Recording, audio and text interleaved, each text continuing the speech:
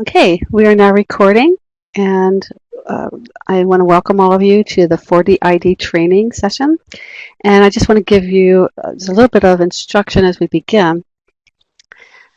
All of you should have something like this on your screen. You see there's an area where you can chat. So if you have any questions, go ahead and enter it in the chat. If you don't want to interrupt me, but you can interrupt me. But if you want to type in a question, Suzanne is going to field those questions. She'll answer what she can right there. But if she needs to interrupt me and ask a question, then she'll do that. I think that will help things to go more quickly. Since we have about 21 participants, 22, and we're expecting a few more, that would be most helpful. And if you can see on the screen, I should be down in the lower right-hand corner. You should be able to see all the participants here. And you'll see there's a microphone next to your name. You should be able to click on that microphone and either mute yourself or unmute yourself. If that doesn't work, as you heard Bo saying, or Michelle saying, right up here at the top of your screen, there's a microphone button. If you just click to the right, and you can click on mute my microphone. And if you keep your microphones all muted, then it will help us not to have too much other interference. So if you can keep it muted until you're ready to say something, that would be most helpful. Other than that, you should be seeing my screen right in the middle. And I'm going to move this out of the way now so it doesn't conflict with what we're trying to do. And you should be seeing on your screen right now the traditional BISC course development model. I thought it would be helpful before we try to explain to you what we're moving toward as a company and the 4D-ID instructional design process if I refresh you on what we're doing already. So this is a model that we've been doing at least for the past couple years. There is an analysis and design phase, a development phase, and then an implementation and evaluation phase. And so this is what we would normally do when we begin to develop a course. Every course would start with a course launch, and we'd go through these steps one by one until we get to the video shoot. So in this design phase, we would be doing things like defining learning objectives, working on a course plan. We would start working on cue cards for a video shoot. We would have a draft syllabus. We would try to get as much material as we could get from the faculty. We would submit the syllabus to proofing, and then we would culminate in this video shoot. Now, I say we've been doing this for the last couple of years. We probably haven't. Probably for the last year we've been doing this. I know previous to that we used to just get things, let's say from Florida Tech, and it might be the week before the video shoot, we would just get a pile of material and we would sometimes meet them for the first time at the video shoot. But we'd move to this process where we would begin working on a course plan. And so when we had that video shoot, we should have at that same time had completed what was our course plan. And so many of you have already seen this course plan. There's a lot of information here where you would have during that time taken a professor or an instructor through this process of coming up with their lesson objectives and then filling out this information for every week of the course. So what the video presentations were supposed to be, if there was a knowledge check and readings, and you'd fill out all of this information so that you would be able to populate the LMS so there wouldn't be any holes missing. And so this was a great way of working with the faculty member to make sure we got everything that we needed. The only issues we had with this were the fact that we were constantly passing paper back and forth. We would maybe meet with an instructor, fill out some of this information, and then send it back to them to work on for the coming week when we met with them again, and then this document would go back and forth, and it's about a 45-page document. But after we got through the video shoot and hopefully completed that course plan, we would go to this development phase, and there was a time of EDL editing, and some of you remember this, of creating storyboards for the video presentations, and the instructional designer would submit those to proofing, submit transcriptions requests, start the ILO process. And so finally you would draft the LMS, get everything approved, everything proofread, everything to QA, and we would finally get to the point where everything was done for the go live. So it was a very linear process. The entire process took about 20 weeks, sometimes longer, sometimes shorter, but about that amount of time. So that's how we've been doing it. So back in February, we began in this department anyway to start discussing Scrum and Agile methodology. And so we wanted to come up with a way that would help us to make this process more agile, to make this more Scrum related. And Agile is just really just making an iterative process where we don't wait till we're at faculty upload before the instructor sees the course. Something that is just a better flow for us as a team. And so here's one of the dilemmas we had in this old process. See, I have this down as the ID dilemma. And let's say you're a brand new ID and you've just started. Our normal course load is about 2 courses per term that an ID would begin working on.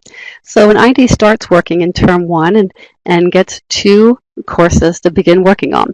And it takes about 5 to 6 months for them to work through that course till it's ready to go live. But meanwhile, when we get to term 2, they pick up another 2 courses. In term 3, they would pick up another 2 courses.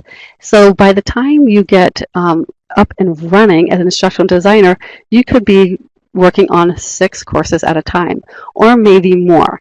I know I had at one time when I was working on 11 courses at one time, and they were in various stages of development. Some were right at the beginning, some were just about ready to go live, but it's a lot of courses to keep track of. And one of the things that we've been learning about the whole Agile methodology is one of the important keys to it is to help have focus. We want you to not have to be thinking about 11 different courses at one time, or even 6 different courses at one time. And so the methodology we came up with is known as a 4D Instructional Design Model for Online Higher Education. So it's a multidimensional approach to course development, and we call it as nicknamed as 4D-ID. And so here our 4 Ds are decide, design, develop, and deliver. So I'm going to take you through a little bit of this process, but I want to show you just a little bit how it works. The decision phase is when we are making some decisions at the beginning of the course that would help them to understand the scope and the objectives, maybe their assessment strategy, their delivery options, and I'm going to come back to that in just a little bit. But once decisions are made, and this is right on the front end with faculty members, and probably most likely at the course launch. Once we do that, we get into our design process.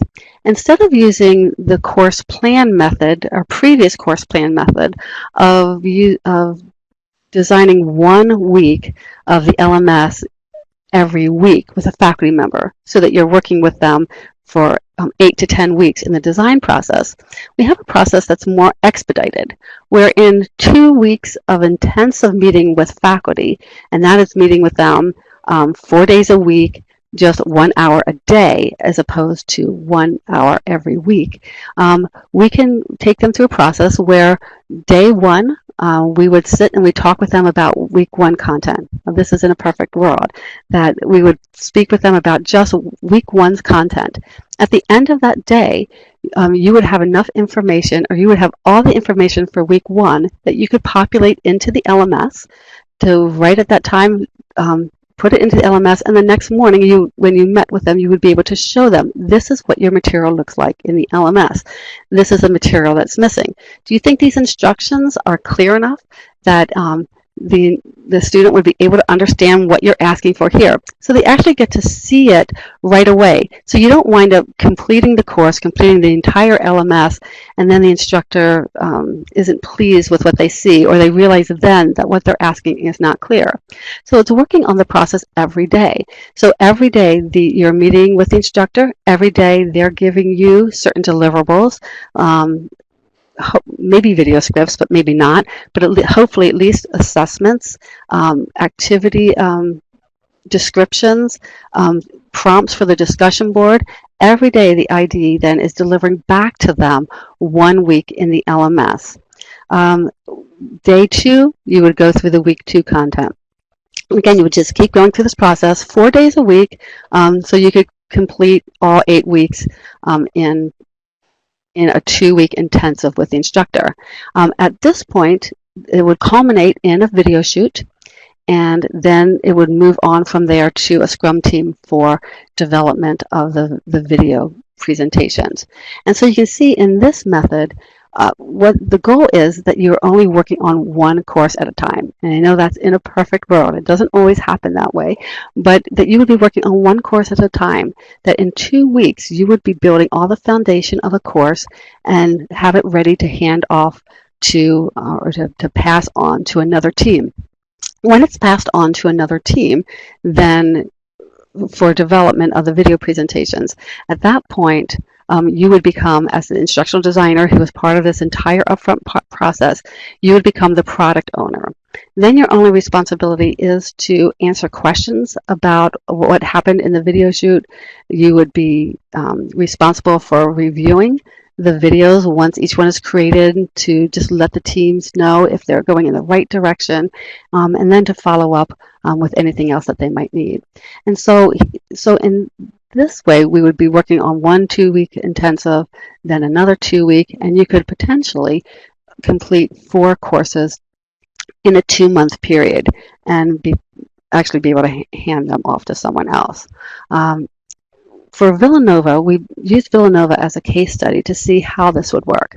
When I initially talked about this program with the program director, she was very resistant. And what she told me, she was very honest. She said, I don't think any of our instructors will do this because it requires too much work. So what we both found to be very interesting as we began to meet with instructors, and we would always take them through, just as I did with you, what our original process is, and then what we would hope to do with this expedited process. And every single instructor who was given the choice chose the expedited development schedule. Now, it didn't always work out perfectly. What seemed to happen is we would get through this 2-week intensive, and actually for one of our courses, the 2-week intensive turned out to be a 1-week intensive because the instructors who were working on the course, they were just so excited they did everything. And so they gave it all to us in 1 week, but they didn't have their lectures, their video presentation scripts finished at that time. And so because we were on this kind of a time frame, and at Villanova, we shoot several courses at a time at a couple-month interval. We basically got through this 1-week intensive, and then we gave them 2 or 3 weeks or longer in order to write their lecture, their cue cards, their scripts for the video shoot. And so in a perfect world, it would work out that we would do a 2-week intensive followed almost immediately or as close as possible with a video shoot.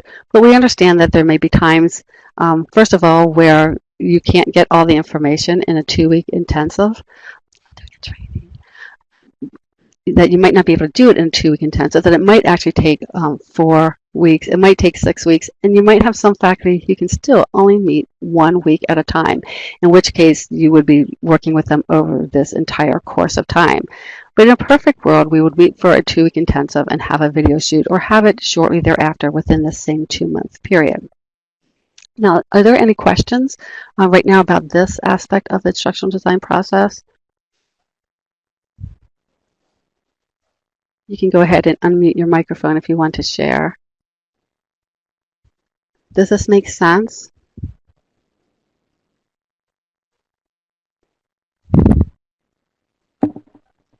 All right, thanks, Carrie. All right, let's move on then. So now I've created a couple tools for us to use in trying to implement this process. So I'm going to show them to you. Here, let me open it up. The first is a decision tree.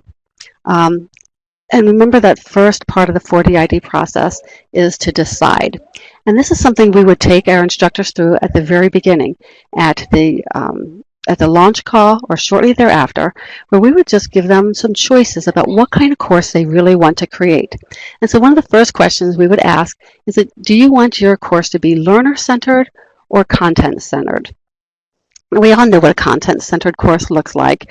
That's where the focus is on mastery of content. It's all about the content. And a lot of our courses for a long time have been mostly content-oriented courses, where there's rigid organization based on content. These would be, for instance, some of your CERT courses that just have lots and lots of videos, a lot of maybe reading for students to do, and And then that's basically it. So content is supplied by the instructor, and students work alone to try to master the content.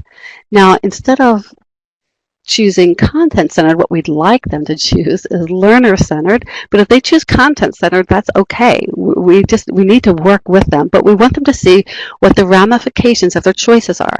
So if they choose learner-centered, then that means some things. That means decision-making and organization and content are determined by the student needs and perceptions. So maybe you're going to have students interact with each other a little bit more, working in groups and answering each other's questions, and the content is more alive, not rigid. Students begin to evaluate their own learning, and they discover content through research and content curation. So an assignment might not be to just read this material and regurgitate what you read, but the assignment is going to be to go out on the web and find this information and share it with one another and really evaluate it. So it's more learner-centered. So we're going to take the instructor through this, and maybe we put both of these side by side and say which one is more like you want your course to be. And then we talk to them about andragogy and pedagogy. And if you don't know the difference between these, then you need to take our faculty development course on understanding the adult learner. It will give you a very good, clear idea. Pedagogy is basically for children. Andragogy is teaching for adults. And so they might be more familiar with the pedagogical process. And so we would help them see what that looks like in a course, where the learner is dependent on the instructor for all learning. And this is what most instructors like. They kind of like to be the sage on the stage. They like to be kind of godlike and have all the content in their brains that they are trying to impart to their students. That's not an adult learning principle, but we can help them to see this is where it fits. Students have little experience, so the instructor is most influential, and they might stop you right there and say, well, you know what, our students have a lot of experience, so maybe pedagogy is not what we should be looking at. But this is where the learning requires strict adherence to a process, and there's sequential units of learning that have to do with the subject matter, motivated by grades and extrinsic motivation. And so these are all things that you would just want to discuss with them just on a high level. But then instead of pedagogy, we really want to push them toward andragogy, but we want to give them the choice. How do they want to structure their course? And if they want to do andragogy, which is for the adult learner, and they are realizing that they have adult learners in their classroom, then we're going to say, well, what does that mean to follow those principles? It means there will be self-directed learning and self-evaluations, and students are going to share their experiences, and students are going to be given choices. So if an instructor chooses to go with an andragogical format for their course, they're going to need choices. So when you're doing a discussion board and the instructor says, well, I want everybody to answer this one question, you can come back to this and say, well, you know, remember when we talked about the difference between andragogy and pedagogy? That in that, and we can tell them, you said you wanted to use andragogy as the guiding principle for your course. And look here, we really want to give them choices. So maybe we should give them a choice on the discussion board between two different questions, and they could answer the one that is most relevant to their personal experience. And so it's a way of holding an instructor accountable that you made these choices at the beginning, and this is what it looks like in a course. So you're going to use scenarios or problem-solving activities. And this gives you a way just to really help them to understand what a good course should look like based on their own decisions. And then I have some other options here. And you guys, I'll give you all access to this. But there are other options of, do they want their course assessment to be project-based or test-based or research-based, and what that looks like in a course. So for example, if they want a test-based course, this is what it looks like. They're going to be giving tests, and it's really hard to help an instructor who doesn't see any other way to test students than by giving them a test to see any other way to do it. But we can give them options that will help it to be a better course. So they can give tests, but maybe consider using scenarios as test questions. So they measure the ability to use information rather than just recalling it. So instead of having them memorize definitions, show them what it's like in practice. We can tell them that if they want tests, that maybe they should limit risk by having tests worth fewer points toward the final grade. So it becomes more of a practice test for the student, or not something where those who aren't good test takers are going to fail simply because they're not good test takers. And consider ways to overcome the possibility of cheating. We want to talk with them about those kinds of issues. But if we can move them towards something that is more project-based, we can show them what that would look like in a course, or research-based, and how that works out in a course. So these decisions are things that they would make at the very beginning. So they can have a variety, and you would do this for each one, and you could actually send this to them. But they would make these choices, and then it's a way of you holding them accountable as you go back and work on the course. Also helps you to know what it would look like to make that kind of a course that's specific to what that instructor has decided. So that's one of the smart sheets. Are there any questions on this one? Does this make sense to you?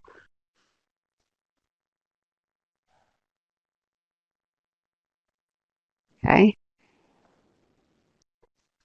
Okay. So just let me know if there's something that that doesn't make sense.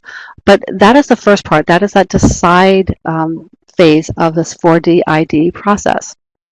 Now, as we get into the design phase, I have a Smartsheet, and for Villanova, I share this Smartsheet. I create a new Smartsheet for every class that they're going to develop, and they begin working through the Smartsheet.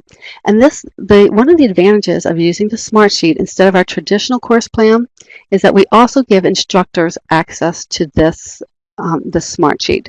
It is for them to work in with the instructional designer, that when they're working on it together and separately, but they're both always working from one document. So we're never passing documents back and forth through email.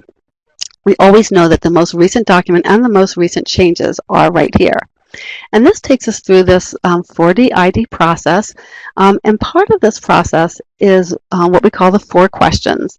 We have 4 questions, and you can see them. These are the bluish-gray columns here. We're taking them through 4 questions that will help them to develop their course. So what you see here in the first column, we're going to ask them to determine their weekly topic. And they're going to write just the topic and write their summary last. And the summary will be for the entire week. And I'll show you how to actually fill this out in a minute, but I just want to take you through so you understand the process, and then I'll show you a sample and then show you how it's worked out from week to week. So the first question we're going to ask an instructor for each week is, what do I want students to be able to do? And I'll just show you just a quick drop down here. They've already have some things in their mind, like identify the basic components that are used in research. Maybe they're going to want a student to be able to describe the role of variables, hypotheses, and operational definitions. These are all, we're trying to get them to the point of objectives. So what we do here, what do I want students to be able to do, is to give them a drop-down list. And we have in here some of Bloom's taxonomy verbs, so that they can actually choose them. Because a lot of instructors that we work with don't have a background in instructional design or even in teaching. Some of them are just subject matter experts that have been pulled in to do this kind of a thing. So we want to help them so that their objectives aren't to learn this, learn that, and understand something and know something. So we give them some good Bloom's verbs, and they can just choose any one of those. So after they choose that verb, then we actually have them write it out. And so you'll see here in the example, well, once they choose identify, for instance, then they filled out what do they want to identify. The second question is, well, how will I know they can do it? So how will I know that a student is able to identify the basic components that are used in research? And here again, I give them a lot of different ideas of how they can assess their students on being able to meet that objective.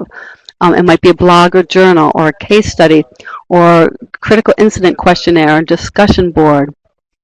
It could be a 1-minute paper, a portfolio, a project, a Q&A session, a research paper, And a test is one of those options.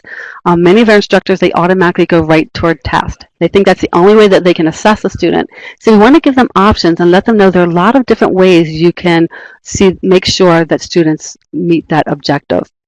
So we give, and then once they've written this out and or figure out a method of assessing students, then they write down all their assessment details. What is that going to look like? And this is the information that would actually go into the LMS, that you would be able to just copy and paste this information, put it in, and see what you're still missing. Question number 3 is, what do I need to provide to help them do it? So if you have an objective and you have a way of assessing that objective, well then what do I need to do to help them to be successful in meeting that objective? And sometimes it's information. Let me just open here. Some of the options they have are a demonstration. Maybe they just need to show someone how to do it, or give them more information. Or perhaps they need to just be inspired or motivated, or they need practice so that they can do this, or something else. So once the instructor chooses that, then we ask them the question, what's the best way for me to provide it? As the instructor, what is the best way for me to provide this information? And of course, a lot of our instructors think the only way they can provide information is through a textbook or through a video presentation. And so we give them a drop-down list. They can do a computer screen recording or simulation. Maybe an ILO is the best way to teach this or to help them to be successful at meeting that objective. An interview, a live session, a panel discussion, different types of readings. Maybe all they need is a rubric or an exemplar. That if you show them, if they're writing a paper, all you have to do sometimes is give them a good example of a great paper, and then also give them a rubric to show them how to be successful. Now maybe it is a video presentation, a light board or a traditional presentation, or a YouTube video, or some other source. But we want to give them choices and let them know that they can be creative in developing their course, that it's not just about videos and reading textbooks and taking tests. So once they've decided that, then they put that information right here under content details, and these content details are what then go into the LMS. Now, as we're working through this with an instructor and we begin to work through these objectives, you'll see as you scroll down that sometimes there's more than one way that an objective will be assessed. And again, we go through and we put down the details for that. There usually is more than one objective for each week, and so we would just add these in here and work our way across. As long as you're working your way across and asking the questions as you move, it keeps you from having extraneous things in your course that don't belong there. So all of a sudden when an instructor says, well, I want to do a lecture this week on such and such, we say, the first thing you ask is, well, what objective does it meet? Does it actually meet an objective? And if so, what is it that you're providing to the student, and why are you providing it? So they might think that they just want to give more information, but if you already have another source of information, you might not need another lecture to give that information. So you might come back here and look and see, well, maybe what the student needs beyond information is just a little bit of motivation. So maybe in my lecture or my video presentation, instead of just giving more information, maybe I could tell a story about a time that I struggled with this and what I did to overcome it, and somehow inspire them or motivate them to be able to meet this objective. So it's a way of helping them to really think through the content they're putting in their course, that they're not just putting it there because it's what they do on the ground, but they're putting it there for a specific reason. Now, what this allows us to do is that we can take any course and go back through each week and see very clearly and very quickly what the objectives are, because they show up right here, and if they're being met, if they're being assessed, and if we're doing anything to help a student be successful on it. So if we come up to a week and there is nothing in the last part of this this row, then we know, maybe we need to do something to help the student to succeed at that. We might find that we haven't evaluated, we have no assessment method at all for one of the objectives, and maybe we need to evaluate whether or not that really needs to be an objective. If it really is an objective, there should be a way to assess it. So it just helps us to begin to do some real instructional design where we're aligning everything in the course, that the assessments are aligned to the objectives, that all of the activities are aligned to the objectives. So does this make sense? Does this make sense to everybody? Understanding where this is going? So, Carrie, I agree. Okay. Okay, so when you're working through this each week, if you click up here to change the objective, for instance, here, you're going to wind up overwriting these instructions. So you would come down here for week 1 and you would just begin filling in this information. And you can add, I don't know how many of you have used Smartsheet, but if you need to add more rows, all you do is highlight a row and then click the insert key on your computer, and you can add as many rows as you want. And so you're welcome to do that. I have here in the Smartsheet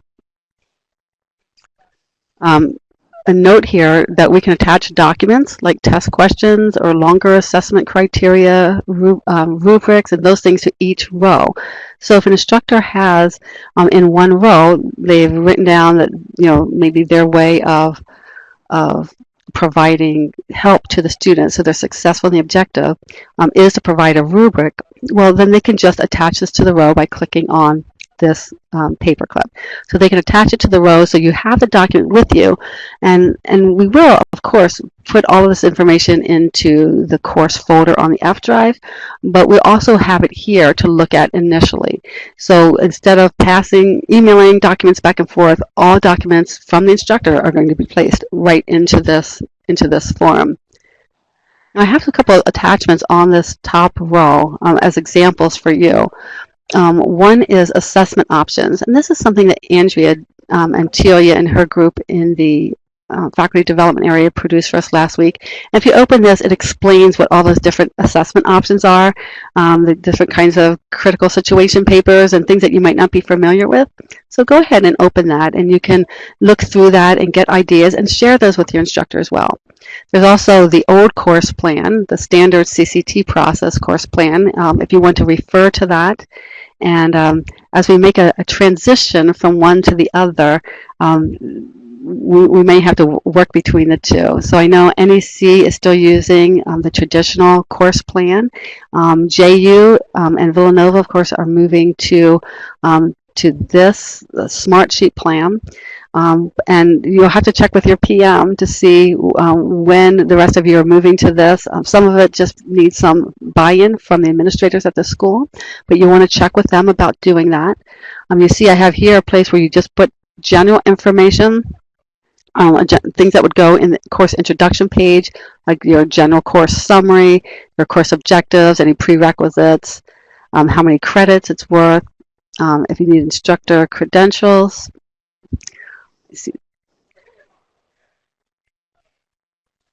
Textbook information. Just make sure everything about the course is included here. I want to show you one thing that makes this very helpful as you're working through with the instructor and as we get through the process where you're going to pass this on to someone else. In week 1, let's say you have filled all of this information out, but you're still missing a little bit of information. So maybe you need a rubric. In this last column, you'll write down whatever it is that you're missing. As soon as you hit enter, there's an alert that comes up under week 1 in that row that tells you that there's something missing. If we can do that, always remember to do that when you pass this course on to someone else to finish developing, and it happens all the time here, even though we don't want it to. Sometimes you get pulled off one school and onto another, or other things happen that someone needs to pick up your course. They can look through right away and see where information is missing that we haven't gotten to. And your instructor can look right away and see that there's an alert, there's something that they owe to you. Now, you see there's one column here that says copied into the LMS.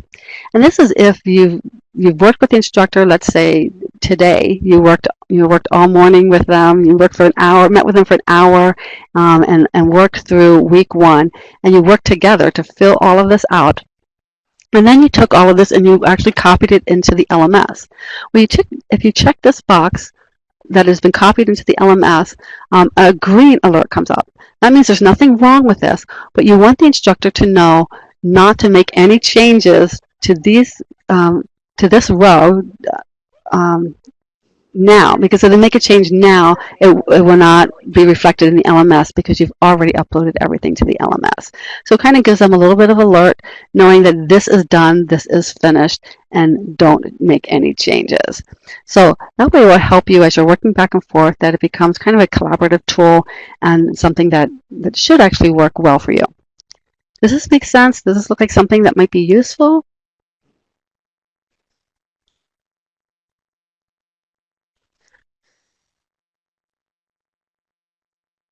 Copy, yes, Melanie. Very rarely do we just, I mean, you're going to copy it there, but then we almost always have to do some rewriting. We want to make it sound right, make sure there's consistency among all the modules. So yeah, we would probably have to add some, but because you're doing it day by day, you can show them the next day exactly what you've put in there, and then they'll be able to tell you, I don't like the way that's phrased, or the way you phrase it doesn't accurately convey what it was that I meant. And so then you can clear up some of those issues early on. Now, one of the things, as I already mentioned, doing this decision tree really gives you some leverage as you work with an instructor to be able to go back and tell them, well, this is what you said you wanted your course to be, and so this is what it looks like. And the decision you're making doesn't exactly fit with where you said you wanted to go with this course. That gives us some leverage. But this second Smartsheet helps us with an alignment to make sure that all activities, lectures, and assessments are aligned to an objective. It also allows for creativity because we provide some ideas for different types of objectives, assessments, purposes, and content delivery. Because they can have a drop-down box, it does help them to be able to come up with some other ideas. And it's also about transparency. Both the ID and the subject matter expert are working on the same document at the same time, trying to avoid handoffs and versioning of documents. And there's this great transparency that anybody can go in and look to see exactly where a course is and how it's lined up with objectives. So that's the 4D-ID process in a nutshell. And again, we first begin with that decide, and then we start this design process where we're doing some development, some design, and some delivering at the same time, because we're certainly delivering portions of an LMS. And then we come to the point where all 8 weeks we have the content, and then we move to that video shoot at whatever point that is. There's a lot of leeway to schedule a video shoot out a little bit of a distance, and then the instructional designer moves to the role of a product owner, and then oversees at a high level, very high level, the development of the other course content. It should help us to be able to do things more rapidly. In a perfect world, we know that there's going to be some overlap because we have some instructors that say, I can't possibly commit to a 2-week timeline. Or they might say I can do 3 weeks or 4 weeks, and some might want to take that entire time.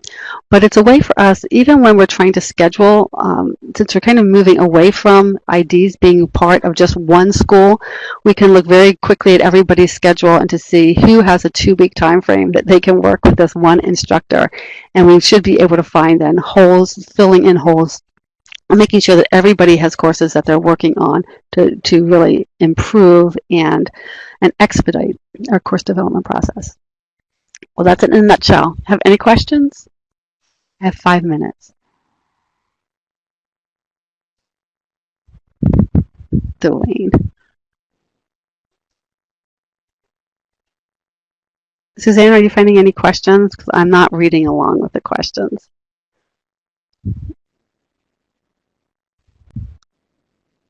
There weren't really many questions, Patty. Okay. No questions? Well, great. Well, you can see me anytime if you have any questions, and I can explain to you process. I'm sure I forgot something, but this probably won't be the last training. But I want to thank you all for coming, and I really appreciate your support as we try slowly transitioning to something like this. And it will probably have multiple iterations, and that's all part of the Agile process. So thank you for coming.